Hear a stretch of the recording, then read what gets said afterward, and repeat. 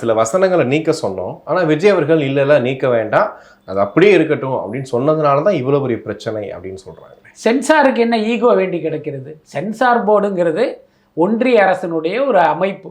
இன்னும் சொல்லப்போனால் அது ஒரு தன்னிச்சையாக செயல்படக்கூடிய ஒரு அமைப்பு தான். உங்களுடைய வேலை என்ன? படங்கள் வரும், அதை நீங்கள் பார்த்துட்டு சர்டிஃபிகேட் கொடுக்கணும். இதில் உங்களுக்கு ஈகோங்கிறது எங்கிருந்து வந்தது? நீங்கள் ஒரு காட்சி இல்லை நாங்கள் அனுமதிக்க மாட்டோம்னு நீங்கள் சொல்கிறீங்க. ஒன்று அவங்க அதை கேட்டு அதை நீக்கணும், இல்லைன்னா அவங்களுடைய தரப்பை முன் வைப்பாங்க, அதில் நியாயம் இருந்தால் நீங்கள் அனுமதிக்கணும்.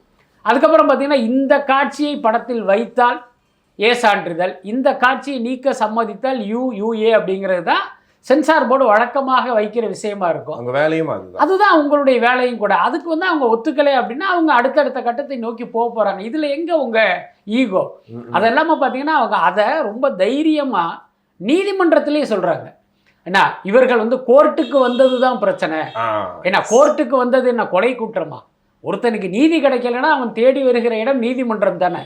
இவன் நீதிமன்றம் வந்துட்டான் அப்படிங்கிறதே ஒரு குற்றச்சாட்டா, ஒரு கொலை குற்றமாக ஒரு நீதிமன்றத்திலே வைக்கிறாங்க.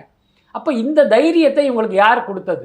என்ன நீங்கள் மக்களுடைய வரிப்பணத்தில் சம்பளம் வாங்கி கொண்டு மக்களுக்காக வேலை செய்கிறவர்கள் தானே நீங்கள். அப்படி இருக்கும்போது அந்த வாதமே ரொம்ப தவறானது. ஆனால் முக்கியமாக பார்த்தீங்கன்னா நீதிமன்றங்கள் இந்த வாதங்களை எல்லாம் கேட்டுக்கொண்டு அமைதியாக இருந்ததே நமக்கு ஒரு பெரிய ஆச்சரியத்தையும் அதிர்ச்சியும் கொடுக்குது.